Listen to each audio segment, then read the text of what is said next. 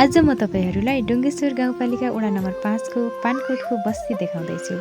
डुङ्गेश्वर गाउँपालिकाको कार्यालय नजिकैको बाटोबाट यो गर्मीमा क्याप लगाएर छाता ओढेर यो धुलै धुलो भएको बाटोबाट करिब 20 देखि 25 मिनेट हिँड्दै गएपछि म पोखरीपाटा भन्ने गाउँमा पुगे। त्यहाँबाट जुन देखिन्छ यो नै हो पानकोटको बस्ती।